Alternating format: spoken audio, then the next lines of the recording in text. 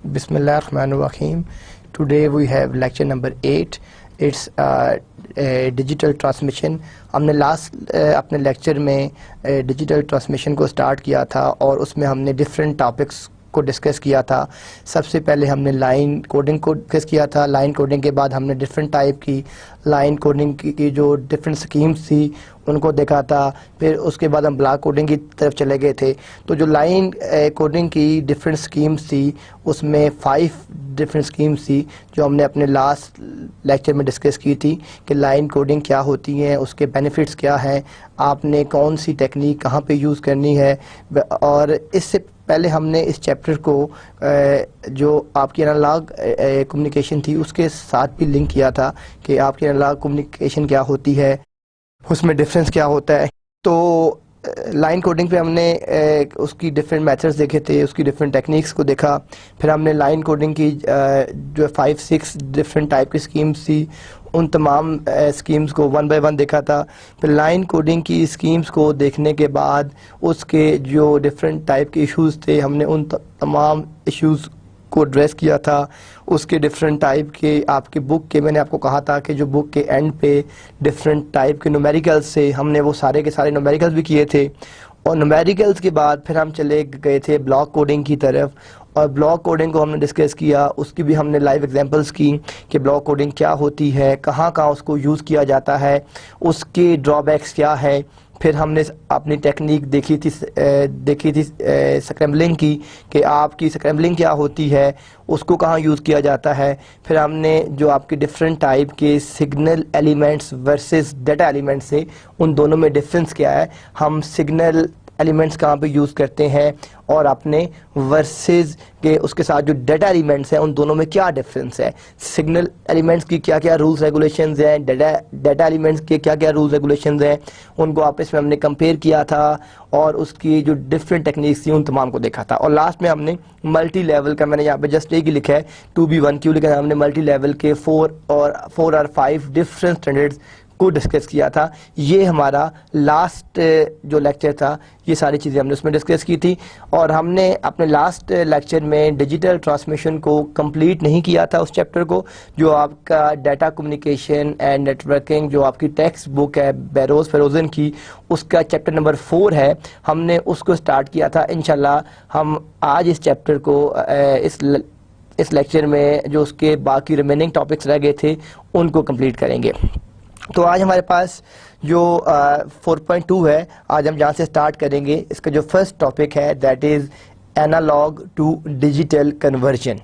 हमने इस चैप्टर को जब हमने चैप्टर नंबर 3 से स्टार्ट लिया डाटा एंड सिग्नल्स से कि डाटा क्या होता है, वो सिग्नल्स में कन्वर्ट किस तरह होता है, हमने उसमें पूरा एक अपना प्रोसीजर देखा था जो आपके पास डाटा एंड कैप्सुलेशन के नाम से था कि आपके पास जो यूज़र की इंफॉर्मेशन होती है वो डाटे में कन्वर्ट होती है, जो डाटा है वो आपके सेगमेंट्स में कन्वर्ट होता है, सेगमेंट्स जो है वो आपके पैकेट्स में कन्वर्ट होते हैं, जो पैकेट्स हैं वो आपके फ्रेम्स में कन्वर्ट होते हैं, फ्रेम जो है वो ठीक है वो आपकी बिट्स में, और बिट्स फिर आपका 1010 था और जो आपका 1010 है वो आपका एक डिजिटल सिग्नल था. और जो डिजिटल सिग्नल है वो आपके पास एक डिफरेंट वोल्टेज लेवल है और वो जो वोल्टेज लेवल है वो आपका करंट है एंड सो ऑन.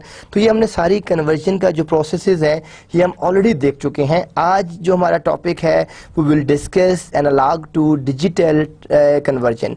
तो मैंने यहाँ लिखा भी है कि we have seen in chapter number 3 that a digital signal is superior to an analog signal, कि जो डिजिटल सिग्नल है, ठीक है, the tendency today is to change an analog signal to digital data. In this section we describe 2 techniques. हम इस section में अपनी 2 different techniques को जो है डिस्कस करेंगे. जो फर्स्ट टेक्निक है वो आपके पास पल्स कोड मॉड्यूलेशन है और जो दूसरी है वो आपके पास डेल्टा मॉड्यूलेशन है. हम देखेंगे कि जो आपके पास पल्स कोड मॉड्यूलेशन है वो कहाँ पे यूज़ होती है, उसके क्या क्या ड्रॉबैक्स हैं, उसके क्या क्या एडवांटेजेस हैं, और जो डेल्टा मॉड्यूलेशन है इन दोनों में क्या डिफरेंस. थोड़ा सा हमने लास्ट टाइम भी देखा था पल्स कोड मॉड्यूलेशन में, लेकिन आज हम इसको इन डिटेल देखेंगे कि पल्स कोडिंग क्या होती है, उसकी क्या क्या पैरामीटर्स होते हैं, पल्स कोडिंग किस तरीके से जनरेट की जाती है, वो भी हम देखते हैं. अब ये देखें कि जो आपके पास कंपोनेंट्स ऑफ पल्स जो हमने बात की है कि जो आपका PCM इनकोडर है, तो इसके जो डिफरेंट कंपोनेंट्स हैं वो आप ये देखें कि ये आपके पास एक सिग्नल आ रहा है जो आपका एनालॉग सिग्नल है। ये जो सिग्नल आपके पास है ये आपका एनालॉग सिग्नल है। ये आप देख रहे हैं कि ये आपके पास PCM इनकोडर है जो उसको इनकोड कर रहा है। यहाँ पे हम क्या आप देख रहे हैं क्या हो रहा है, ये आपकी सैम्पलिंग हो रही है, फिर इसको जो है क्वांटिटाइज किया जा रहा है।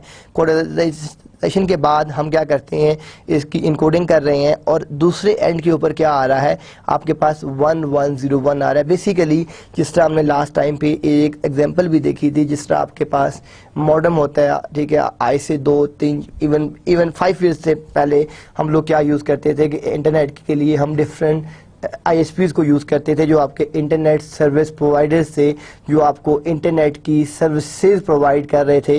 तो उसमें हम क्या चीज़ अपने यूज़ कर रहे थे कि हम अपने इंटरनेट कार्ड लेते थे, उन कार्ड को स्क्रैच करते थे, जिस तरह आजकल हम अपने मोबाइल प्रीपेड कार्ड लेते हैं, फिर उसमें एक यूज़र नेम होता था, पासवर्ड होता था। Basically that was a dial-up connection. Dial-up connection हम उसको क्यों कहते थे कि आप अपने टेलीफोन लाइन की जो केबल है वो वहाँ से लेके उसको अपने जो आपका मॉडेम होता था उसमें प्लग इन करते थे। आप जो आपका मॉडेम था उसका क्या काम था कि जो आपका मॉडेम था, ठीक है, वो आपका मॉड्यूलेटर और डीमॉड्यूलेटर था, कि जो आपके पास जितने भी सिग्नल्स आ रहे हैं उनकी मॉड्यूलेशन और डीमॉड्यूलेशन करता था। बेसिकली जो आपके पास जितनी भी टेलीफोन की कम्युनिकेशन थी वो सारी की सारी आपकी एनालॉग कम्युनिकेशन थी।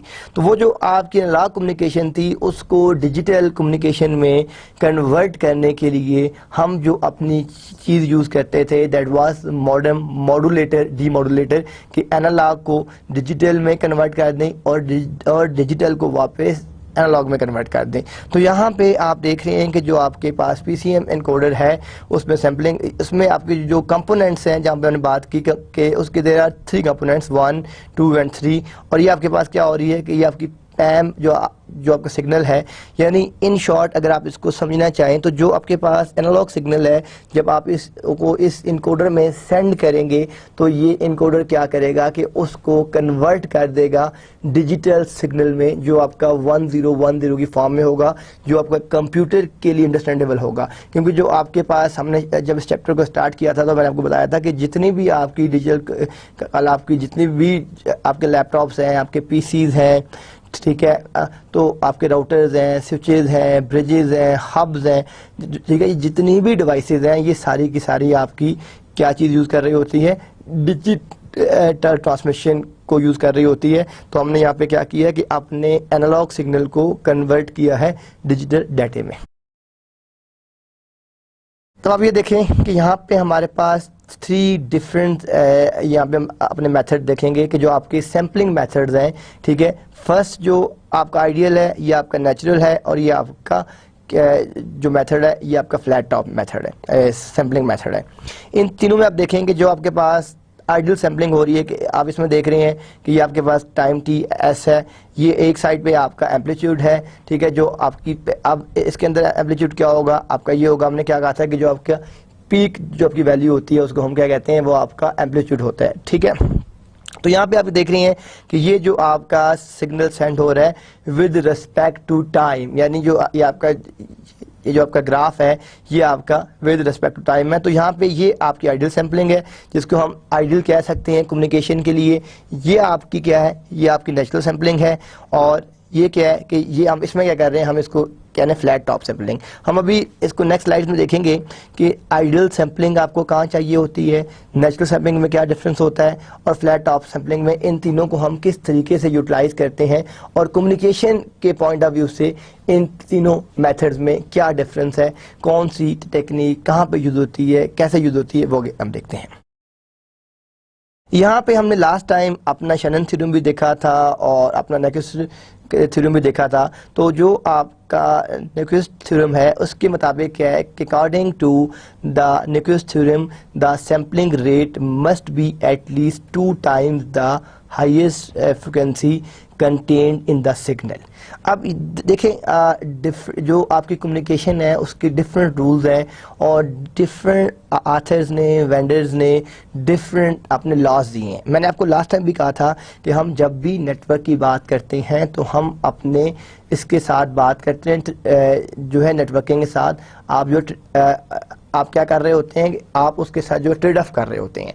अब वो जो ट्रेड ऑफ होता है वो डिफरेंट टाइप का होता है। जिस तरह आप एक सेल फोन लेते हैं, अब अगर आपका बजट 20,000 है और जो तो उसमें आप क्या करेंगे कि जो आपको टेलीफोन पसंद है, सेल फोन, ठीक है, फॉर एग्जांपल वो 35,000 का आ रहा है, तो आप जो ट्रेड ऑफ कर रहे हैं कास्ट के साथ और कुछ फंक्शनैलिटी के साथ। माइट भी जो 35,000 का आपका सेल फोन था उसमें जो आपका कैमरा था वो 10 मेगापिक्स का था, ठीक है, उसका प्रोसेसर बेहतर था, उसकी टच स्क्रीन बेहतर थी, लेकिन अब आपने सेक्रीफाइस की करना है बिकॉज कि आपको जो बजट है दैट इज 20,000, ठीक है। वैसे ही हम जब नेटवर्क को डिज़ाइन करते हैं तो मैंने आपको एक पूरी एग्जांपल दी थी कि अब आप चाहते हैं कि पाकिस्तान में एटीएम का आप एक नेटवर्क डिज़ाइन करना चाहते हैं। आप उसमें क्या करते हैं कि आप ठीक है, आपको जितने भी राउटर्स चाहिए, जितने भी स्विचेस चाहिए, आपने एटीएम के सारे राउटर बाय कर लिए, फिर एटीएम के आपने स्विचेस बाय कर लिए, फिर आपने नेटवर्क का लॉजिकल लेआउट डिज़ाइन कर लिया, फिर आपने फिजिकल डिवाइसेस लगा दी, फिर आपका जो स्टाफ था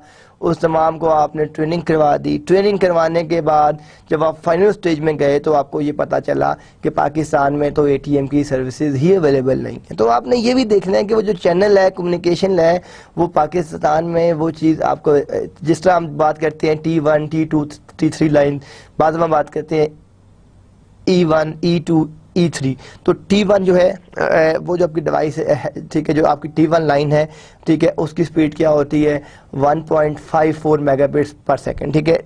E1 जो है वो आपकी 2.08 मेगाबिट्स होती है। तो यहाँ पे जो आपका नेक्विस्ट थ्योरम है ये क्या कह रहा है कि according to the Nyquist theorem the sampling rate must be at least 2 times the highest frequency contained in the signal. यानी जो आपका सिग्नल है उसमें वो 2 times उसकी जो उस सिग्नल की जो फ्रीक्वेंसी होती है वो ज़्यादा होती है। तो यहाँ पे हम देखते हैं कि जो आपके पास Nyquist sampling rate for low pass and band pass signals, हमने कहा था कि एक आपकी बेस बैंड कम्युनिकेशन होती है और एक आपकी ब्रॉड बैंड कम्युनिकेशन होती है। अब आपके पास जो बेस बैंड कम्युनिकेशन है और जो ब्रॉड बैंड कम्युनिकेशन है, इन दोनों में डिफरेंस क्या होता है कि बेस बैंड कम्युनिकेशन में आप एक वक्त में एक ही सिग्नल ट्रांसमिट कर रहे होते हैं। जितनी भी आपकी डिजिटल कम्युनिकेशन होती है वो बेस बैंड कम्युनिकेशन, लाइक आपकी कंप्यूटर्स की कम्युनिकेशन, आपकी राउटर्स की कम्युनिकेशन, स्विचेस की कम्युनिकेशन, हब्स की कम्युनिकेशन, ये सारी की सारी आपकी जितनी भी कम्युनिकेशन हो रही है ये सारी की सारी आपकी बेस बैंड कम्युनिकेशन है। और ब्रॉडबैंड कम्युनिकेशन क्या है कि जब आप मल्टीपल डाटा ट्रांसमिट कर रहे होते हैं एक ही लिंक के ऊपर, आपके पास जब मल्टीपल चैनल्स होते हैं डाटे को सेंड और रिसीव करने के लिए, तो वो आपके पास जो है ब्रॉडबैंड कम्युनिकेशन होती है। तो यहाँ पे हम देखते हैं कि जो आपके पास यहाँ पे लो पास है और बैंड पास सिग्नल है, आप देख रहे हैं कि यहाँ पे एक तो आपको फ्रिक्वेंसी दी हुई है मिन और दूसरे एंड के ऊपर क्या है कि इसकी मैक्स आपकी है फ्रिक्वेंसी, और ये विद, ठीक है, विद रिस्पेक्ट टू क्या है, ये आपका एम्पलीट्यूड है, ठीक है। अब जो आपका न्यूक्विस्ट रेट है आप इसमें देखें is equal to 2 into f max, क्योंकि हमने पीछे क्या बात की है, आप अगर इस स्लाइड पे गौर करें तो हमने क्या कहा है यहाँ पे कि sampling rate must be at least 2 times the highest frequency contained in the signal. हमने यहाँ पे ये बात की है कि वो 2 times उससे होगा, तो इसलिए आप यहाँ देख रहे हैं कि जो आपके पास आ रहा है यहाँ पे हम क्या मल्टीप्लाई कर रहे हैं 2, बिकॉज यहाँ पे हमने क्या कहा है कि इट्स 2 times, दैट्स वाई यहाँ पे हमने उसको 2 से मल्टीप्लाई कर दिया है। अब आपके पास ये जो सिग्नल आ रहा है ये एक लो पास सिग्नल है, ठीक है। ये आपके पास क्या है कि ये एक लो पास सिग्नल है। हमें लास्ट लेक्चर में इसको डिस्कस कर चुके हैं कि लो पास सिग्नल और बैंड पास सिग्नल में क्या डिफरेंस होता है, उसको कहाँ यूज करते हैं, किस तरह यूज करते हैं। तो ये जो आपके पास दूसरा क्या आपके पास, ये आपके पास बैंड पास सिग्नल है, ये इसकी मिनिमम आपकी एफ मिन आ गई और ये आपके पास एफ मैक्स आ गई। तो ये आपके पास इस डायग्राम में, ठीक है, वो इसी कंसेप्ट को बता रहा है कि इस कंसेप्ट को उसने किस तरीके से कैसे डिप्लॉय किया है, ठीक है। जो आपका न्यूक्विस्ट रेट है इसको हमने एफ मैक्स से 2 से मल्टीप्लाई कर दिया है। अब हम इसकी कुछ एग्जांपल्स देखते हैं, ठीक है, क्योंकि जब तक आपको न्यूक्लियस, जैसे हमने लास्ट टाइम पे शनल देखा था, बाकी चीज़ें देखी थी, तो शनन के अंदर भी यही था, सिग्नल नॉइज रेशो देखी थी हमने, एसएनआर देखा था।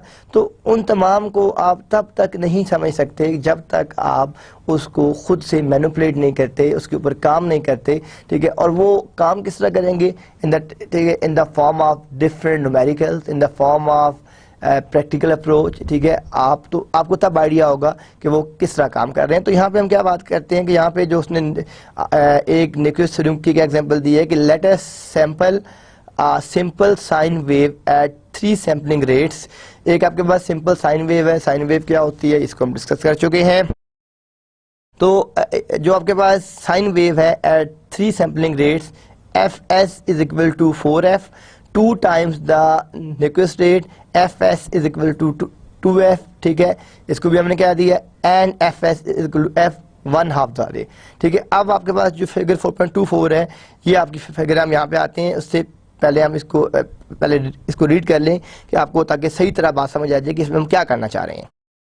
तो figure 4.24 shows the sampling and the subsequent recovery of the signal, ठीक है, वो उसमें शो कर रहा है। It can be seen that sampling at the nucleus rate can create a good approximation of the original sine wave part A.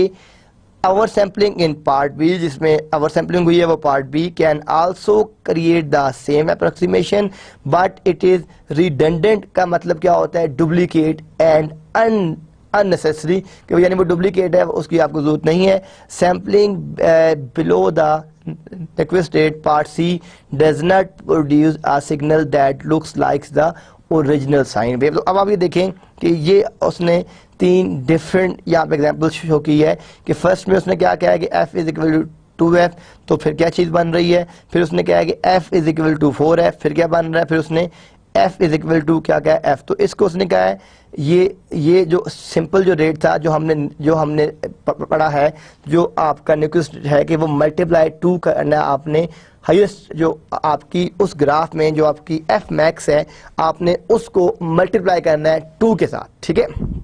तो यहाँ पे आप उसको 2 के साथ जो है मल्टीप्लाई कर रहे हैं। उसके बाद यहाँ पे क्या हो रहा है, ये आपकी ओवर सैम्पलिंग है और ये आपके पास क्या है, ये आपकी अंडर सैम्पलिंग है। तो ये अगर आप वापस आए तो यहाँ पे उसने यही इस पैराग्राफ में वो क्या चीज कंक्लूड करना चाह रहा है कि it can be seen that sampling at the nucleus rate can create a good approximation, यानी जो फर्स्ट पार्ट है उसमें जो उसकी अप्रोक्सीमेशन है वो बेहतर है, आप द जो उसकी यहाँ पे ओरिजिनल साइन वेव है वो बेहतर है। और सेकंड में वो क्या कह रहा है कि जो आपकी जहाँ पे वो आपकी ओवर सैम्पलिंग कर रहा है in part B can also create the same, वहां में भी वो सेम हो रहा है लेकिन उसमें क्या आ रहा है, डुप्लीकेशन आ रही है, आपका रिडंडेंट लिंक आ रहा है, जिस वजह से वो अननेसेसरी है, आपको जरूरत नहीं है, ठीक है। और थर्ड में क्या है कि डज नॉट प्रोड्यूस, ठीक है, जो आपका ओरिजिनल साइन वेव था वो वापस वैसा सिग्नल जो है जो प्रोड्यूस नहीं कर रहा। तो मैं फिर इस केस में जो है ये वाला जो सिग्नल है ये ठीक नहीं है, ये 2 है। इसमें क्या है, इसमें आपके पास डुप्लीकेट आपका रिडंडेंट लिंक वो क्रिएट कर रहा है और ये आपका ओरिजिनल है, जिस तरीके से आप अपने साइन वेव को जो है कन्वर्ट करते हैं यूजिंग न्यूक्लियस थ्योरी।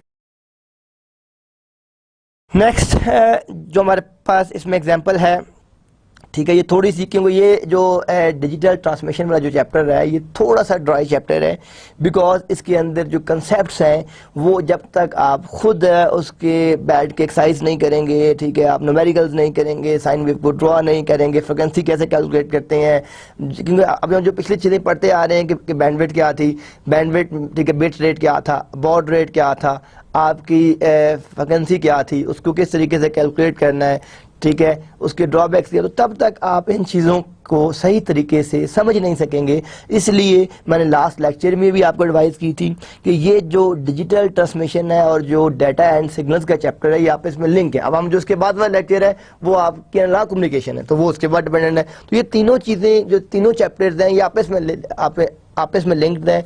जब तक आपको डाटा एंड सिग्नल्स का नहीं पता चलेगा आपको डिजिटल ट्रांसमिशन नहीं आएगी, डिजिटल ट्रांसमिशन का आइडिया नहीं होगा तो आपको जो नेक्स्ट चैप्टर जो आप एनालॉग कम्युनिकेशन वाला है आपको वो भी सही तरीके से उसका आइडिया नहीं होगा कि उसकी वर्किंग किस तरह है। तो यहाँ पे हम देखते हैं कि consider the revolution of a hand of a clock, the second hand of a clock has a period of 60 seconds.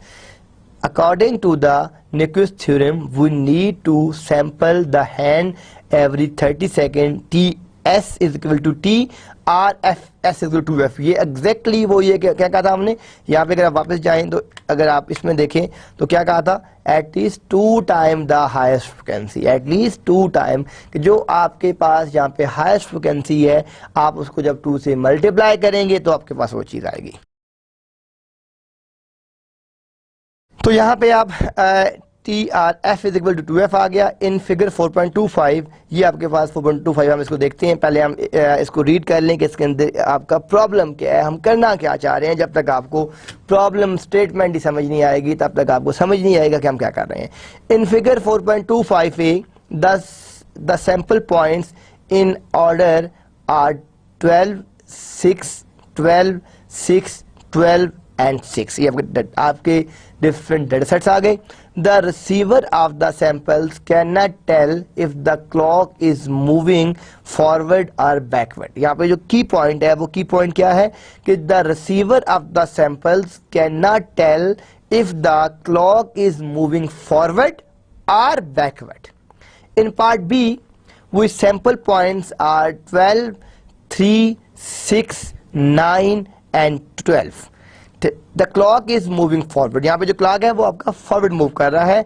In part C we sample below the Nyquist rate, TS is equal to T or FS is equal to F. The sample points are 12, 9, 6, 3 and 12. Although the clock is moving forward, the receiver thinks that the clock is moving backward.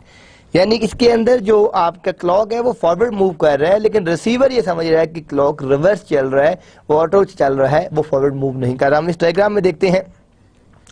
ये आपके पास first point आ गया जिसमें हमने की है। अब हम one by one देखते हैं। फर्स्ट पार्ट क्या था हमारे पास? In figure 4.25 A the sample points in order are 12, 6, 12, 6, 6, 12 and 6। ये आपके पास हम देखते हैं, या ये आपके डिफरेंट आप देख रहे हैं कि यहाँ पे आपके पास जो डिफरेंट आपके सैंपल पॉइंट्स से, इसमें क्या आता है आपके पास? 12, 6, 12, 6, 12। ठीक है जी। तो 12, 6, 12, 6, 12, 6, 12, 6, 12, 6, 12, 6, 12, 6, 12, 6। ठीक है जी। Yes, 12, 6, 12, 6, 12, 6, 12, 6, 12, 6. Samples can mean that the clock is moving either forward or backward. यहाँ पे आप क्या कर रहे हैं कि आपके पास जो है कि 12-6-12-6-12, यहाँ पे जब हम इसका रेट करते हैं तो आप देख रहे हैं कि टी एस हमने क्या यहाँ पे अज्यूम कर रहे हैं कि T S is equal to T into 1/2। तो आपका ये जो आपकी नीडल है ये यहाँ पे है, ये यहाँ पे मूव कर रही है, यहाँ पे मूव कर रही है, यहाँ पे मूव कर रही है। तो ये वही थ्योरी है। अब अगर आप इस थ्योरी को देखें जो उसने पीछे कही है, अब आप थर्ड में देखें कि थर्ड में उसको क्या फील हो रहा है कि यहाँ पे वो क्या कह रहा है कि ये तो आपका सैंपल हो, यहाँ पे आवर सैम्पलिंग, यहाँ पे जब आपने उसको फास्ट कर दी, बेसिकली इसके अंदर ये नॉर्मल क्लॉक चल रहा है, यहाँ पे आपने उसको फास्ट कर दी है और यहाँ पे आपने उसको स्लो कर दी है, यानी स्लो करके उसको रिवर्स कर दी है। तो देखें अब जब आपने न्यूक्विस्ट थ्योरम अगर आप थोड़ी सी भी उसकी डिवीजन गलत उसको अप्लाई करते हैं या मैथमेटिकल उसको गलत कंप्यूट करते हैं तो जो सारे का सारा आपका सिनेरियो है वो चेंज हो जाएगा। तो यहाँ पे आपके पास आप देखें कि हमारे पास 3 केसेस से मैं फिर आपको इस चीज़ को रिपीट करता हूँ ताकि आपका ये कंसेप्ट आपको सही तरह समझ आ जाए कि इसमें क्या हो रहा है। यहाँ हमने जो फर्स्ट केस है हमने क्या कहा है कि the sample points in order are 12, 6, 12, 6, 12 and 6। The receiver of the samples can not tell if the clock is moving forward और बैकवर्ड, यानी वो आपका फॉरवर्ड मूव हो रहा है या इसमें पता नहीं चल रहा आपको। In part B we sample at double, हम अब आपने क्या किया है उसको मल्टीप्लाई कर दिया 2 से the Nyquist rate every 50 seconds. ठीक है, यहाँ पे आपका जो रेट है वो 50 सेकेंड्स आ गया। ठीक है, the sample points are 12, 3, 6, 9 and 12। अब यहाँ पे क्या हो रहा है, the clock is moving forward in part, यहाँ पे आपका वो फॉरवर्ड मूव कर रहा है, ठीक है जी। थर्ड में क्या हो रहा है, in part C we sample below the, अब जो आपका न्यूक्लियस थ्योरम था हमने उससे बिलो चले गए हैं, ठीक है, उससे हम चले गए हैं लो एंड पे चले गए हैं। तो यहाँ पे क्या हो रहा है कि द सैंपल पॉइंट्स आर जो है वो फिर इसमें भी आ जाएंगे 12, 9, 6, 3 and 12, although the clock is moving forward, ठीक है, क्लॉक आपका फॉरवर्ड मूव हो रहा है। द रिसीवर थिंग्स, लेकिन इस केस में रिसीवर ये देखता है, सोचता है कि क्लॉक जो है वो बैकवर्ड आपका मूव हो रहा है। तो ये तीनों केसेस उसमें जो हमने पीछे देखे हैं एग्जैक्टली यही चीजें उसमें शो हुई हैं कि ये किस तरह काम कर रहा है। नेक्स्ट जो हमारे पास एग्जाम्पल है, एन एग्जाम्पल रिलेटेड टू 4.7। तो अब यहाँ पे हम क्या कह रहे हैं कि एन एग्जाम्पल टू जो 4.7 है is the simulating backward rotation of the wheels of a forward moving car in a movie, ठीक है। This can be explained by undersampling. A movie is filmed at 24 frames per second। ये जो frames है, ठीक है, ये अभी हम इसको डिस्कस करेंगे कि जितने आपके फ्रेम ज़्यादा होते हैं उतनी आपकी पिक्चर क्वालिटी बेहतर होती है। If a wheel is rotating more than 12 times per second, the undersampling creates the impression of backward rotation। तो यहाँ पे आप देखें कंसेप्ट, मैं फिर इसको करता हूँ कि ये चीज़ें बड़ी समझने वाली हैं। हम पहली बात क्या कर रहे हैं, हम ये कह रहे हैं कि अगर आप अपनी बैकवर्ड जो आपकी रोटेशन है of the wheels of a forward moving car in a movie, this can be explain by undersampling, ठीक है। और फिर हम बात करते हैं a movie is filmed at 24 frames per second. If a wheel is rotating more than 12 times per second, the undersampling creates the impression of a backward, यानी आपको ये लग रहा है कि वो आपका बैकवर्ड रोटेट कर रहा है। नेक्स्ट एक और एग्जांपल आ गई है, telephone companies digitise voice bye assuming a maximum frequency of 4000 hertz. The sampling rate therefore is 8000 samples per second। जी यहाँ पे क्या चीज़ आपको पता चल रहा है, क्या आपका आ रहा है न्यू कंसेप्ट, क्या आ रहा है कि जो आपके पास डिफरेंट टाइप की टेलीफोन कंपनीज होती हैं, वो जो आपकी वॉइस है उसको हम यहाँ पे अज्यूम कर रहे हैं कि टेलीफोन कंपनीज डिजिटाइज वॉइस को डिजिटाइज कर रहे हैं, यानी एनालॉग से डिजिटल कन्वर्ट कर रहे हैं।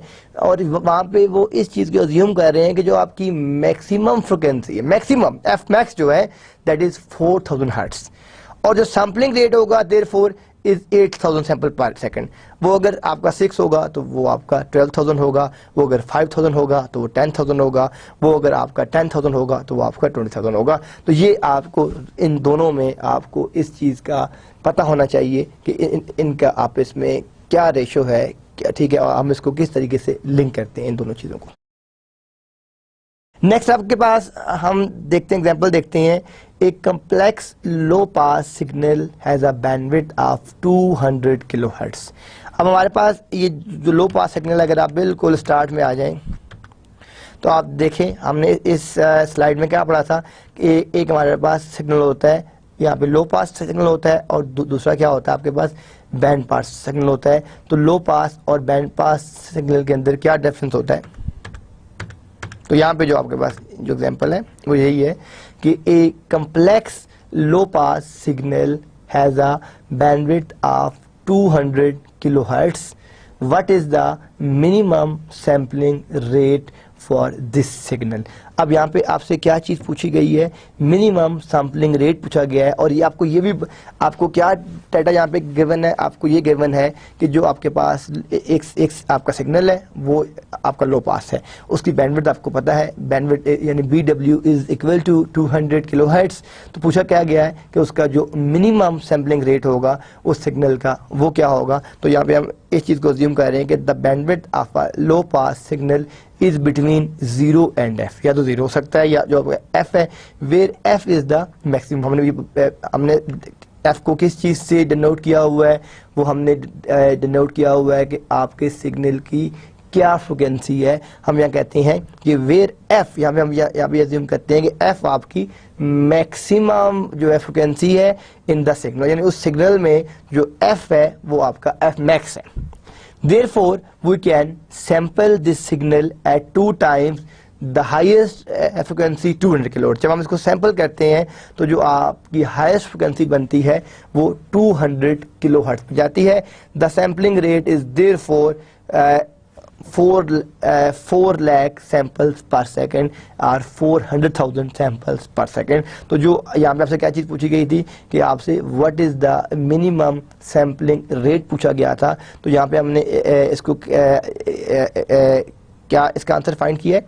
The sampling rate is therefore 400,000 sample. तो वो आपके पास जो डाटा है वो क्या आएगा 400,000 अगर आपके पास सैंपल्स हों तो आप ये अपना टास्क जो है परफॉर्म कर सकते हैं। तो अब इसमें तो इस तरह के जो आपके न्यूमेरिकल्स हैं आपकी बुक के एंड पे दिए हुए हैं, आपकी बुक के अंदर सॉल्व कि मैं तो कोशिश करता हूँ 3, 4, 5 जो एग्जांपल्स हैं यहाँ पे ले आऊँ ताकि आप लोगों को आइडिया हो। लेकिन जब तक आप बुक के एंड क्वेश्चंस नहीं करेंगे चैप्टर के, उसके बाकी न्यूमेरिकल्स नहीं करेंगे, आपको देखें हम हर एक टॉपिक का जो आपके मिलते जुलते टॉपिक होते हैं हर एक की मेरी कोशिश होती है कि हम उसमें से एक दो न्यूमेरिकल्स कर लें ताकि जितने भी टॉपिक्स के आपके जितने भी न्यूमेरिकल्स हैं वो सारे के सारे हम उसमें कवर कर लें, ठीक है। लेकिन जब तक आप इन तमाम न्यूमेरिकल्स को खुद नहीं करेंगे डेप्थ, तब तक आपके जो कंसेप्ट्स हैं जो आपके, ठीक है, आपका जो विजन है वो क्लियर नहीं होगा। नेक्स्ट एक और क्वेश्चन है आपके पास। अब यहाँ पे क्या है देखें, ये मैं बार बार वो चीज़ें, अब यहाँ पे हमने क्या बात की थी, एक बात की थी हमने यहाँ पे बात की थी लो पास सिग्नल की, यहाँ पे क्या बात की थी बैंडविड्थ, ठीक है, बैंड पास। तो अब जो हमने यहाँ पे एग्जांपल्स की हैं, पहले एग्जांपल क्या की थी हमने कम्प्लेक्स लो पास सिग्नल की, अब दूसरी हम क्या कर रहे हैं बैंडविड्थ पास, ठीक है। आपके पास दो तरह के थे, एक आपके पास था इसके अंदर लो पास और दूसरा आपके पास क्या बैंड पास। तो यहाँ पे आपको क्या चीज गिवन है, एक complex band pass signal has a bandwidth of 200 kilohertz, what is the minimum sampling rate for this signal. यानी आपके पास जो जो आपके पास यहाँ पे जो बैंड पास का एक जो सिग्नल है उसकी बैंडविड्थ क्या है 200 किलोहर्ट्ज।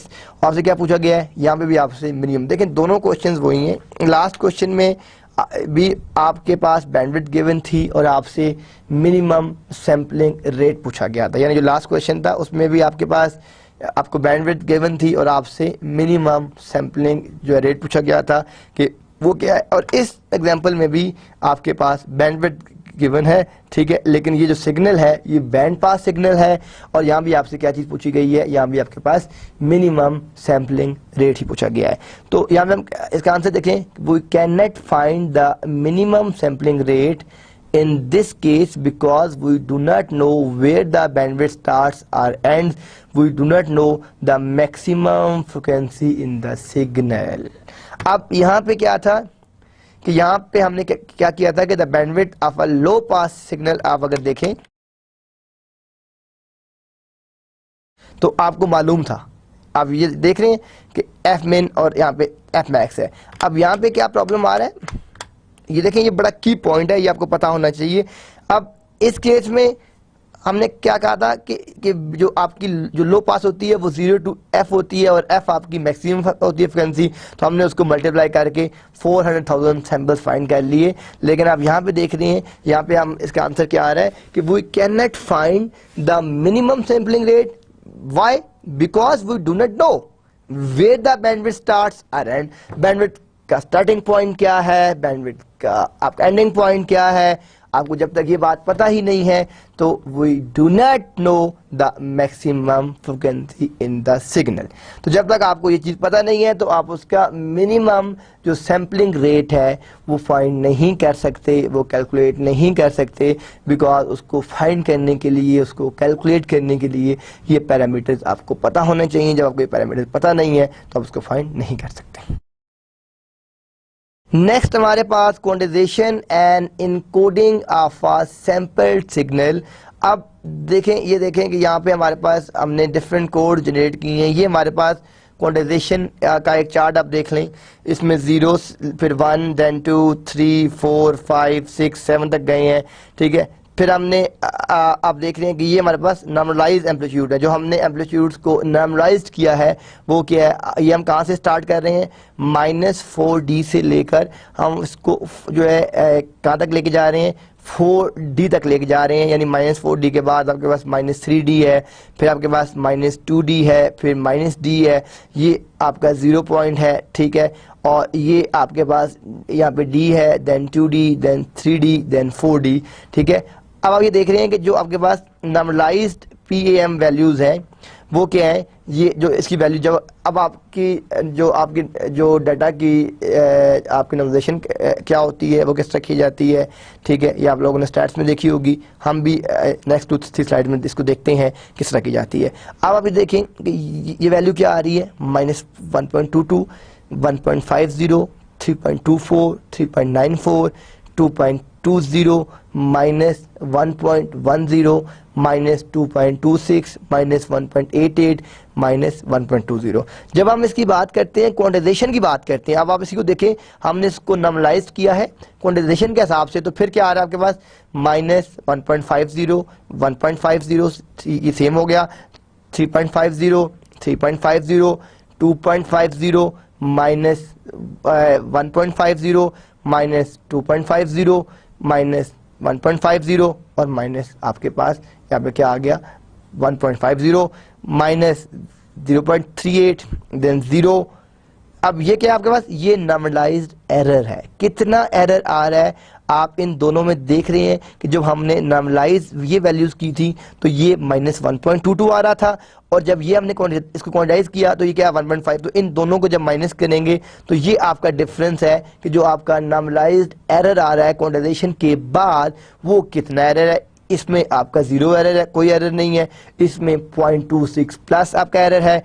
इन दोनों में आपका ये हम क्या कर रहे हैं, इन दोनों को इसमें से ये आपने जो है इसको माइनस कर दिया है तो आपको मिल गया। इसमें से आपने इसको माइनस, बेसिकली इसमें से इसको माइनस किया तो ये आ गया, इसमें से इसको माइनस किया तो ये आ गया, इसमें से इसको माइनस किया तो ये आंसर आ गया, इसमें से इसको माइनस किया तो ये आंसर आ गया, इसमें से इसको माइनस किया तो ये आपके पास क्या है, ये आपके पास नॉर्मलाइज्ड एरर है। आप देख रहे हैं कि -0.038, then 0, then plus 0.26, then -0.44, then plus 0.30, then -0.40, then -0.24, then plus 0.38, then -0.30।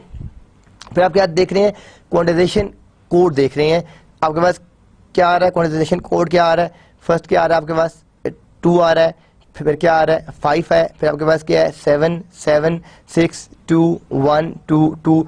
ये आपके पास इन कोडेड वर्ड्स हैं। जब हम करते हैं तो क्या आ रहा है यहाँ पे आपके पास, ये आ रहा है 010, then 101, then 111, then 111, then 110, then 010, then 001, then 010 और देन 010। तो ये जो आपके पास क्वांटाइजेशन होती है, ठीक है, जो आप जब आप उसको नॉर्मलाइज करते हैं तो जो आपके एरर्स आते हैं वो हम यहाँ से फाइंड कर सकते हैं, कैलकुलेट कर सकते हैं कि आपका डाटा रेट्स के अंदर कितना एरर आ रहा है आफ्टर क्वांटाइजेशन। नेक्स्ट हमारे पास एक क्वेश्चन है, हमने signal noise ratio SNR dB decibel, जो हमने लास्ट चैप्टर 3 में भी इसके काफी न्यूमेरिकल्स किए थे, हम एक दोनों अभी यहाँ देखते हैं। What is the SNR dB in the example of figure 4.26। अब जो फिगर 4.26 है, ये आपके पास फिगर 4.26 है। अभी इसी फिगर के ऊपर उसने क्या चीज यहाँ पे हमसे पूछ रही है कि what is the signal noise ratio in the example of figure 4.26, कि इसके अंदर जो आपके पास है वो सिग्नल नॉइज रेशियो क्या है। तो अब इसको किस तरह कैलकुलेट करेंगे, we can use the formula to find the quantization. We have 8 levels and 3 bits per sample, so is equal to 6.02 multiplied by 3 plus 1.76। तो आपके पास ये क्या आ गया 19.82। ये आपने इस डायग्राम में से फाइंड करना है कि ये जो हमने वैल्यूज चूज की हैं, ये वैल्यूज हमने कैसे चूज की हैं। ये हमने इस डायग्राम को यूज़ करते हुए यहाँ पे ये अपनी डिफरेंट वैल्यूज़ चूज़ की हैं और इसके थ्रू हमने इसको फाइंड किया है। साथ क्या चीज़ आ रही है, increasing the number of level increases the SNR। जितने आपके नंबर ऑफ लेवल इंक्रीज होंगे उतना ही आपका सिग्नल नॉइज रेशो भी इंक्रीज होगा। नेक्स्ट एक और एग्जांपल है हमारे पास, a telephone subscriber line must have an SNR above 40। यानी वो कह रहा है कि जो टेलीफोन आपके पास जो सब्सक्राइबर, ठीक है, जो आपका सब्सक्राइबर है उसकी जो लाइन होती है उसमें SNR जो है वो 40 से अबव होना चाहिए। What is the minimum number of bits per second, तो उसमें आपके पास मिनिमम नंबर ऑफ बिट्स आपको कितनी होंगी। तो हम इसको किस तरीके से कैलकुलेट कर सकते हैं, we can calculate SNR dB is equal to 6.0, ये NB आ गया, प्लस 1.76, ये आपको गिवन है 40 ये, और यहाँ से आपने इस n को फाइंड कर लिया। After simple calculation you can find or you can get answer n is equal to 6.35। Telephone companies usually assign 7 or 8 bits per sample. Normally जो आपका इंटरनेशनल स्टैंडर्ड्स है, जैसे हमने फर्स्ट लेक्चर में देखा था कि IEEE है, institute of electrical electronics and engineers, ठीक है, जो आपके इंटरनेशनल स्टैंडर्ड्स को डिफाइन करता है, उसके स्टैंडर्ड में जो आपका डिफाइन हुआ है, ठीक है, वो क्या है, वो आपके पास 7 or 8 बिट्स है। जो आपका पर सैंपल है उसके अंदर आप 7 or 8 बिट्स को जो यूज करते हैं।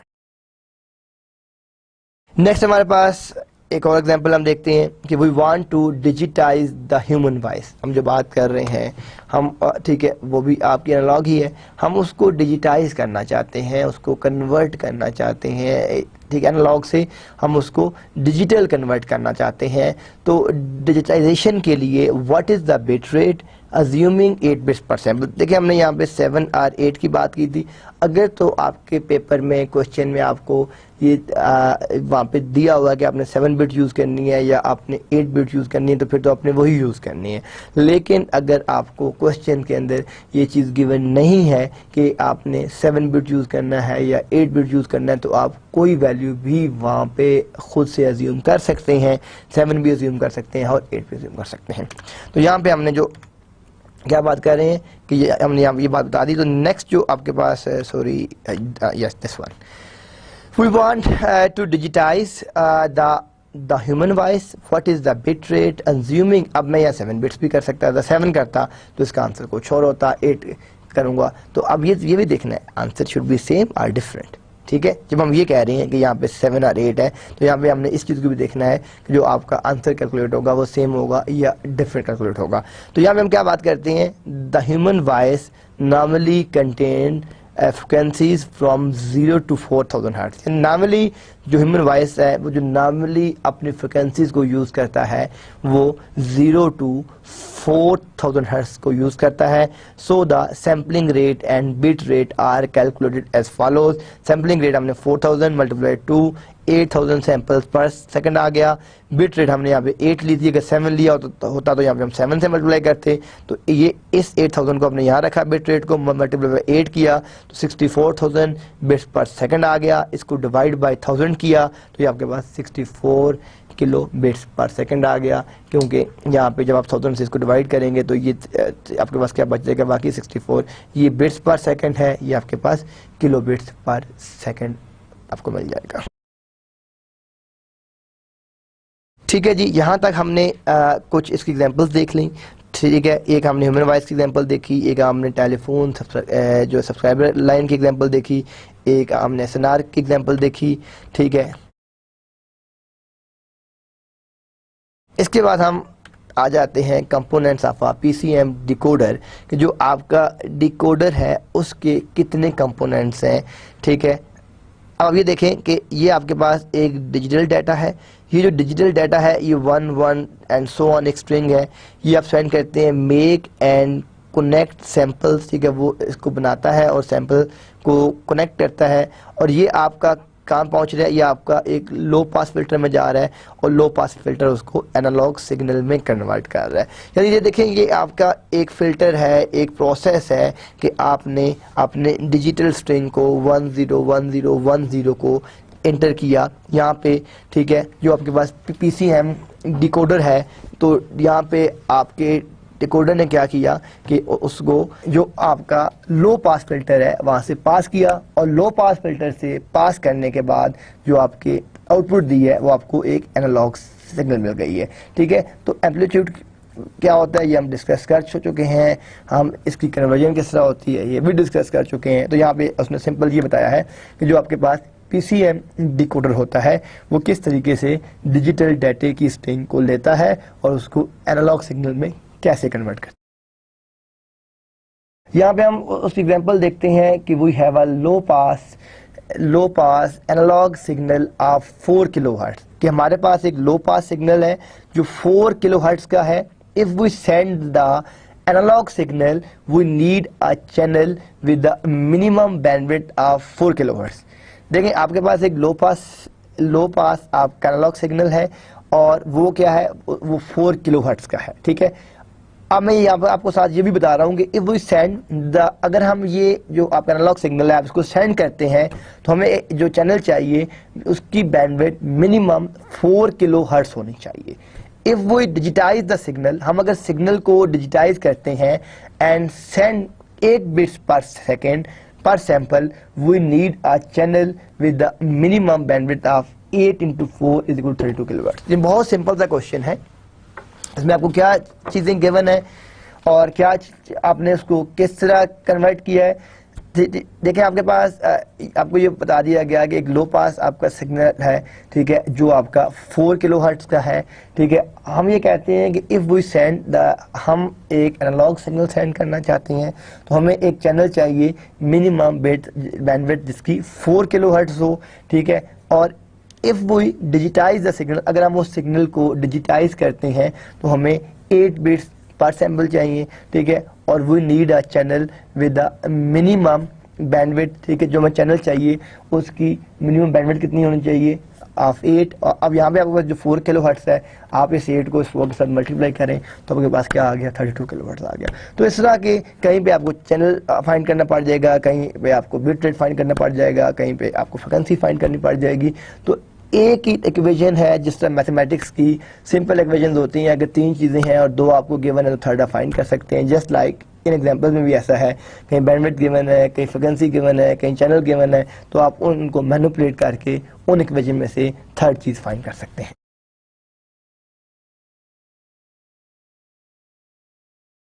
जी नेक्स्ट आपके पास जो है the process of delta modulation. हम पहले बात कर रहे थे PCM मॉड्यूलेशन की बात कर रहे थे, अब हम बात करते हैं कि जो आपकी डेल्टा मॉड्यूलेशन है। आप ये देखेंगे ये एम्पलीट्यूड आ रहा है, ये आपके पास एक कर्व है, एक एनालॉग सिग्नल है जो विद रिस्पेक्ट टू टाइम हो रही है, यानी आप ये देख रहे हैं विद रिस्पेक्ट टू टाइम।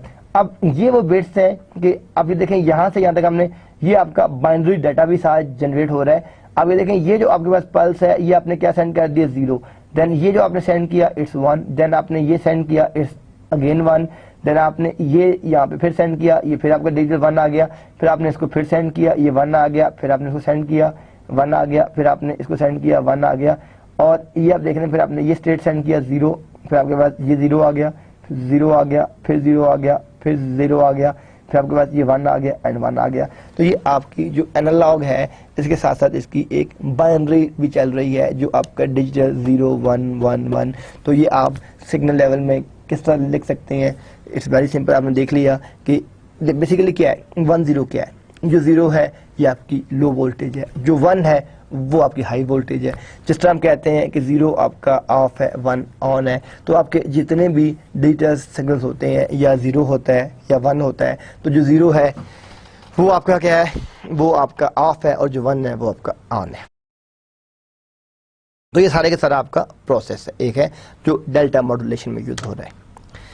जी इसके बाद आपके पास डेल्टा मॉड्यूलेशन कंपोनेंट्स। अगर हम पीछे 1-2 स्लाइड जाएं तो आप ये देखें कि यहाँ पे हमने बात की थी कि कंपोनेंट्स ऑफ PCM डिकोडर। जो आपके पास PCM डिकोडर है वो क्या कर रहा है कि यहाँ पे यानी आप एक स्ट्रिंग दे रहे हैं तो उसको वो एनालॉग में कन्वर्ट कर रहा है। कंपोनेंट्स क्या है, यानी उस पर आप लो पास फिल्टर यूज कर रहे थे उसको कन्वर्ट कर रहे थे। अब यहाँ पे क्या हो रहा है कि ये आपके पास डेल्टा मॉड्यूलेशन कंपोनेंट्स हैं, ठीक है। ये वाला जो था ये आपके पास PCM डिकोडर है, और ये आपके पास क्या है, ये आपके पास डेल्टा मॉड्यूलेशन कंपोनेंट्स है।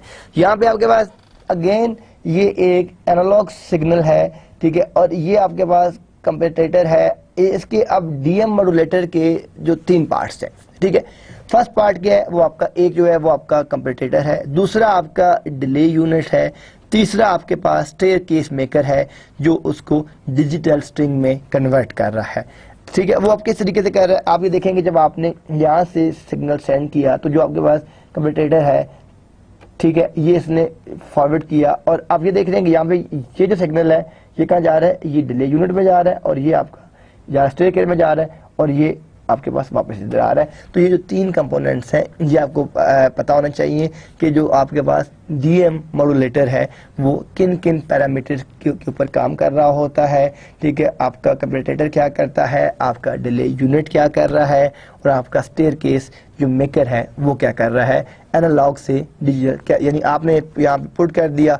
ये इसके अंदर बेसिकली आपने शायद नाम सुना हो, एक टेस्टिंग होती है, एक वाइट बॉक्स टेस्टिंग होती है सॉफ्टवेयर के अंदर और एक आपकी जो ब्लैक बॉक्स टेस्टिंग होती है, ठीक है। वाइट बॉक्स टेस्टिंग क्या होती है कि आपको हर चीज़ पता चल रही होती है कि ये स्टेप क्या है, ये स्टेप क्या है, ये स्टेप क्या है, जिसे आप कैलकुलेट कर रहे हैं। ब्लैक बॉक्स टेस्टिंग क्या है कि जिस तरह आपने एक चीज़ इनपुट की, दूसरे एंड पे उसका रिजल्ट तो आ गया लेकिन आपको ये नहीं पता कि जो उसके अंदर प्रोसेसिंग हुई है वो क्या है, उसके अंदर आपके कितने स्टेप्स थे, कितने स्टेप्स को आपने यूज़ किया, कितने स्टेप्स आपके इन्वॉल्व हुए हैं, वो जो आपका सारे का सारा जितना भी प्रोसेस है वो आपको नहीं पता होता। आप इनपुट करते हैं और दूसरे एंड पे आपको सिंपल उसके ऊपर मिल जाती है। अच्छा, अब आपके पास आप देख रहे हैं कि अब ये इसमें आप देखिएगा कि फर्स्ट हमने क्या किया है कि एनालॉग से डिजिटल कन्वर्ट किया है। सेकंड हैंड पे हम क्या कर रहे हैं कि जो डिजिटल है उससे हम वापस एनालॉग कन्वर्ट करते हैं। तो अब देखें यहाँ पे आपके पास क्या था कि डिले यूनिट इसमें भी था, इसमें भी है, यहाँ भी स्टेयर केस मेकर था, इसमें भी है।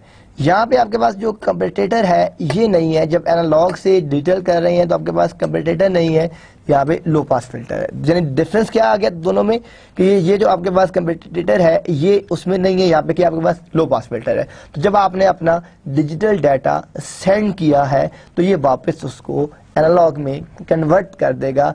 सिर्फ और सिर्फ क्या डिफरेंस है इसके अंदर कि ये इसके अंदर आपके पास लो पास फिल्टरिंग हो रही है और यहाँ पे आपके पास कंपेरेटर आ रहा है। ये डिफरेंस है आपका इन दोनों के अंदर। ये बात समझ आ गई कि डेल्टा मॉड्यूलेशन के अंदर आप जब डिजिटल से एनालॉग करते हैं तो फिर कौन कौन से फिर क्या क्या चीज़ें चाहिए होती हैं आपको डीएम मॉड्यूलेटर के अंदर, और जब आप एनालॉग से डिजिटल करते हैं तो फिर आपको क्या क्या चीज़ें रिक्वायर्ड होती हैं डीएम मॉड्यूलेटर के अंदर।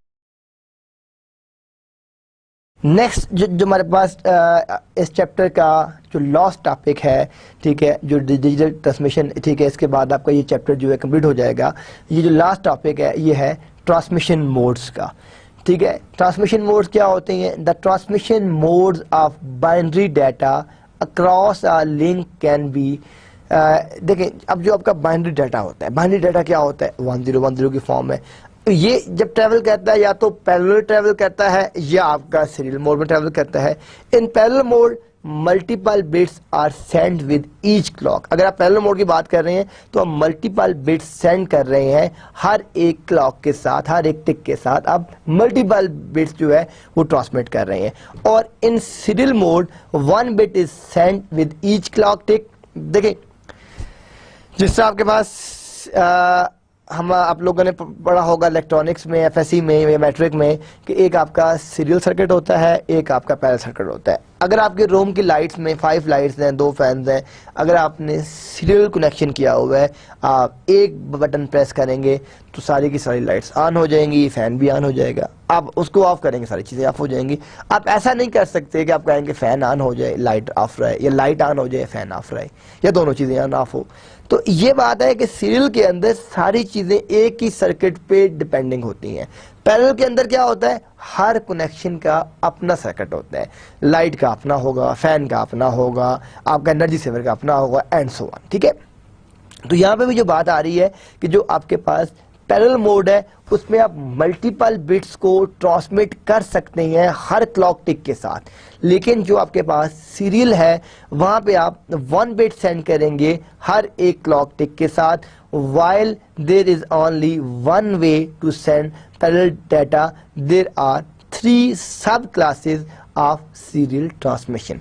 अब जो serial transmission है, ठीक है, इसकी there are 3 सब क्लासेज, यानी इसकी 3 सब क्लासेज भी हैं। वो कौन सी है? Async number 1, sync and synchronous. ये 3 आपकी क्लासेज हैं, सिंक, एसिंक और सिंक्रोनस। इन तीनों को हम देखते हैं 1 बाय 1 कि ये क्या होती हैं, इनमें क्या डिफरेंस है। इससे पहले जब मैं बात कर दी तो आपको ये बात समझ आ गई कि पैरेलल ट्रांसमिशन में और सीरियल ट्रांसमिशन में क्या डिफरेंस होता है। पैरेलल में आप मल्टीपल बिट्स ट्रांसमिट करते हैं, सीरियल में आप 1 बिट ट्रांसमिट करते हैं 1 क्लॉक टिक के साथ। अब ये देखेंगे ये आपके पास आ गई डाटा ट्रांसमिशन आ गई, इसकी 2 टाइप्स आ गई, एक पैरेलल आ गई और एक आपके पास सीरियल आ गई, और सीरियल की ये 3 टाइप्स आ गई। ठीक है जी, यानी ये जब हम बात करते हैं कि अगर आपने डाटा को ट्रांसमिट करना है, ठीक है, क्रॉस द नेटवर्क, तो जो आपकी टाइप्स हो गई, एक आपके पास टाइप है पैरेलल टाइप है, एक सीरियल टाइप है, और पैरेलल की कोई सब टाइप्स नहीं है, लेकिन सीरियल की आपके पास देयर 3 सब क्लासेज, आपकी 3 सब टाइप्स हैं जो आप यूज करते हैं अपनी सीरियल ट्रांसमिशन के अंदर। अच्छा, अब आपके पास आप ये देखेंगे जो आपके पास पैरेलल ट्रांसमिशन है, ये आपके पास सेंडर है, ये आपके पास यहाँ पे रिसीवर है। The 8 bits are send together. देखें 0 1 0 0, ये इन 1 2 3 4 5 6 7 8, ये आपके पास 8 बिट्स हैं। ये 8 बिट्स आपने ट्रांसमिट करनी है आपने दूसरे एंड के ऊपर। तो ये जो आपके पास 8 बिट्स हैं, इसको आप किस तरह ट्रांसमिट करते हैं, ठीक है, दूसरे एंड के ऊपर, कि ये आपके पास सेंडर है, ठीक है, और सेंडर ने रिसीवर एंड के ऊपर बिट सेंड करनी है, तो वी नीड 8 लाइंस। क्यों? कि हमने क्या कहा था कि पैरेलल ट्रांसमिशन में आप हर, जिस तरह मैंने भी आपको बात बताई थी कि जिस तरह आपका पैरेलल सर्किट होता है, तो हर एक के लिए आप एक अपना सेपरेट कनेक्शन यूज कर रहे होते हैं, ठीक है। तो अगर ये आपको 8 बिट सेंड करनी है एक साथ, तो वी नीड 8 लाइन, ठीक है, we need, it's a 1 line, it's अब ये देखें ये 1 लाइन 2 3 4 5 6 7 8, तो इन 8 बिट्स को सेंडर से रिसीवर तक सेंड करने के लिए आपको 8 लाइन चाहिए। देन आपके पास क्या आ गया? सीरियल ट्रांसमिशन आ गया। The 8 bits are sent one after another. It's a very very important concept. यहां पे आप देख रहे हैं कि हम एक साथ अपनी बिट सेंड कर रहे हैं 8 लाइन के ऊपर, यानी ये अगर एक बिट टाइम लेती है 1 सेकेंड, तो ये 8 बिट्स ही सारी की सारी 1 सेकेंड में पहुंच जाएंगी। लेकिन यहां पे क्या हो रहा है? The 8 bits are send one after another. पहले 1, यानी 8 बिट्स को 8 सेकेंड लग जाएंगे। अगर एक बिट 1 सेकेंड का टाइम ले रही है, तो 8 बिट्स को पहुंचने तक आपको 8 सेकंड लग जाएंगे, क्योंकि आप 1 बाय 1 बिट ट्रांसमिट कर रहे हैं। आप पैरेलली एक साथ बिट्स ट्रांसमिट नहीं कर सकते। Channel is 1, only there is 1 channel. उसके ऊपर आप ये देखें, पहले आप यहाँ पे सेंड करेंगे, 0 सेंड किया आपने, ये पहुंच गया, फिर आपने 1 सेंड किया, ये पहुंच गया, 0 सेंड किया, ये पहुंच गया, ये 0 सेंड किया, ये पहुंच गया, ये 0 सेंड किया, ये पहुंच गया, 1 1 एंड 0। तो ये आपका जो है वो नीड ओनली 1 लाइन वायर। यहाँ पे आपको बस ये देख रहे हैं, it's a 1 path, it's a 1 channel. But in the case of parallel transmission, ठीक है, we have 8 bits and we have 8 lines. तो हम हर एक बिट को एक लाइन के ऊपर ट्रांसमिट कर देंगे। लेकिन आप ये देखें कि जो आपके पास सीरियल ट्रांसमिशन है, उसमें क्या हो रहा है आपके पास, कि उसमें आपके पास जो लाइन है वो एक सिंगल लाइन है। तो एक सिंगल लाइन के ऊपर जो आपकी ट्रांसमिशन होगी वो आप देख रहे हैं 1 फिर 1 फिर 1 फिर 1, तो आपको 1 1 बिट करके सेंड करके आपकी कम्युनिकेशन होगी। तो ये आपके पास सेंडर है, ये आपके पास रिसीवर है। दोनों में आपको आई थिंक डिफरेंस समझ आ गया होगा कि पैरेलल ट्रांसमिशन में और सीरियल ट्रांसमिशन में क्या डिफरेंस है और ये हम दोनों क्यों यूज करते हैं। तो यहाँ पे हम बात करते हैं, या एक इसकी जो समरी देख लें। In async transmission we send 1 start bit 0 at the beginning and 1 or more stop bits 1s at the end of each byte. There may be a gap between each byte. जब आप data send कर रहे होते हैं तो आपने उसको अब दूसरे एंड के ऊपर डिकोड भी तो करना है ना। तो हम यहाँ क्या करते हैं कि ए सिंक ट्रांसमिशन के अंदर हम एक स्टार्ट बिट रख लेते हैं 0 at the beginning and 1 are most stop bit. जब आपने एक पैराग्राफ के ऊपर एक चंक के ऊपर उसको स्टॉप करना है तो वहाँ पे आप 1 अपनी स्टॉप बिट सेंड कर देंगे जो हर बाइट के, तो देर में भी गैप बिटवीन, तो आपका अगर आप चाहते हैं कि बाइट्स वाइज डाटा ट्रांसमिट हो तो आपने दरमियान में एक बिट एक्स्ट्रा इंसर्ट कर दी है उस गैप क्रिएट करने के लिए, ताकि आप अगर दूसरे एंड पे उसकी फिल्ट्रेशन करें तो पता चल जाए कि ये आपकी फर्स्ट बाइट है और आपकी आ रही है, या आपकी दूसरी बाइट आ रही है, या आपकी थर्ड बाइट आ रही है, या आपके पास फोर्थ बाइट आ रही है। Then async means at the byte level but the bits are still sync, their duration are the same। ये की पॉइंट क्या है कि async at the byte level but the bits are still sync, bits आपकी फिर भी sink होंगी, their duration are the same, जो आपकी ड्यूरेशन है वो सारी की सारी आपकी जो है सेम होगी। तो ये आपको बात समझ आ गई कि यहाँ पे जो आपकी जितनी भी सिंक्रोनस एसिंक्रोनस बाइट लेवल है वो उसकी जो बिट्स हैं वो आपकी सारी की सारी सिंक होंगी और उनका ड्यूरेशन टाइम भी आपका जो है सेम होगा। फिर हम इसमें देखते हैं कि जो आपके पास यहाँ पे सेंडर है और रिसीवर है, कि अब यहाँ पे हमने ये बात की कि जो आपकी सीरियल ट्रांसमिशन थी और जो आपकी पैरेलल ट्रांसमिशन थी, कि जो आपके पास सीरियल ट्रांसमिशन में आप देख रहे हैं कि अगर आपने 8 बिट सेंड करनी है तो आपको 1 बाय 1 बिट ट्रांसमिट करनी पड़ रही है। जब आप उसको 1 बाय 1 बिट की ट्रांसमिशन करते हैं तो आपकी 8 बिट्स को 8 सेकेंड टाइम लगेगा, लेकिन जब आप उसको सेंड करते हैं पैरेलल ट्रांसमिशन के अंदर तो आपके पास 8 डिफरेंट पार्ट्स हैं, हर एक पार्ट के लिए एक डिफरेंट लाइन है और उस लाइन के ऊपर आप वो बिट सेंड करते हैं। यानी पहले अगर आपके पास 10 बिट्स हैं तो 10 लाइंस हैं तो आप उसको 10 सेकेंड में सेंड कर देंगे। तो यहाँ पे आप देखें कि यहाँ पे क्या हो रहा है कि जो आपका सेंडर है, ठीक है, यहाँ पे हम basically byte wise gap create कर रहे हैं। वो गैप हम क्यों क्रिएट करते हैं कि जब आप अपना डाटा ट्रांसमिट कर रहे हैं तो ड्यूरिंग द ट्रांसमिशन आपकी जितनी भी बिट ट्रांसमिट हो रही हैं वो 1010 पे हो रही हैं, तो रिसीविंग एंड के ऊपर आपने उसको डिस्टिंग्विश भी करना है कि आपने कितने बाइट सेंड किए हैं। तो हम हर एक बाइट के बाद एक एक्स्ट्रा बिट सेंड कर रहे हैं जो 1 है या 0 है, जहां से आपका रिसीवर जो है डिस्टिंग्विश करेगा कि यहाँ पे आपके पास पैकेट जो आपका फर्स्ट पैकेट है वो पहुंच गया है, फिर आपके पास यहाँ पे फिर आपके पास जो है वो आपका दूसरा पैकेट आ गया, फिर थर्ड पैकेट आ गया, फिर जो फोर्थ पैकेट आ गया। तो यहाँ पे आप देख रहे हैं कि आपने जितना भी डाटा ट्रांसमिट किया है हर एक के साथ आप एक अपनी स्टार्ट बिट यूज कर रहे हैं, जहाँ से आपके रिसीवर को पता चल जाएगा कि नेक्स्ट जो उसका डाटा पैकेट है वो उसने कहाँ से स्टार्ट करना है और जो उसका और उस पैकेट को उसने कहाँ पे जो है उस जो आपने पैकेट सेंड किया है उस पैकेट को उसने फिनिश कहाँ पे करना है। तो यहाँ पे आप देखें कि जो आपके पास डायरेक्शन ऑफ फ्लो है कि इसमें स्टार्ट बिट आ गई, फिर आपके पास ये डाटा आ गया और फिर इसमें ये आपके पास बिट आ गई 0 बिट आ गई। तो फर्स्ट आपने यहाँ पे बिट सेंड कर दी है 1 के बाद जो आपने अपना डाटा ट्रांसमिट करना है जितना भी करना है 1 2 3 4 5 6 7 8 बिट्स आपने सेंड किया और फिर आपने स्टार्ट बिट सेंड कर दी, फिर आपने स्टार्ट बिट सेंड कर दी। तो इसका बेनिफिट क्या होगा कि जो आपका रिसीवर है जब आपने पैकेट्स को डिस्टिंग्विश करवाना है तो वो आप उसको कर सकते हैं। तो यहाँ पे इसकी समरी में हम देखते हैं कि जो आपकी सिंक ट्रांसमिशन है we send bits one after another without start और स्टॉप बिट्स और gaps. It is the responsibility of the receiver to group the bits. तो यानी आपके पास जितनी भी बिट्स हैं जो आपका रिसीवर है ये उसकी रिस्पॉन्सिबिलिटी है कि उसने उन बिट्स को किस तरह कैप्चर करना है और रिसीविंग एंड के ऊपर कैसे सेंड करना है। जी, इस चैप्टर की जो लास्ट स्लाइड है हम इसमें आप ये देखें कि जो आपकी ट्रांसमिशन हो रही है जितनी भी जब आपका डाटा आपने ट्रांसमिट कर दिया सेंडर और रिसीवर एंड के ऊपर, अब आपने उस डाटे को सिंक भी करना है ताकि जो डाटा आपकी सेंडिंग मशीन पे है एग्जैक्टली वही डाटा आपका रिसीविंग मशीन पे भी पहुंच जाए। तो सेंडिंग मशीन के ऊपर आप देखिए हम यहाँ पे क्या सेंड करते हैं।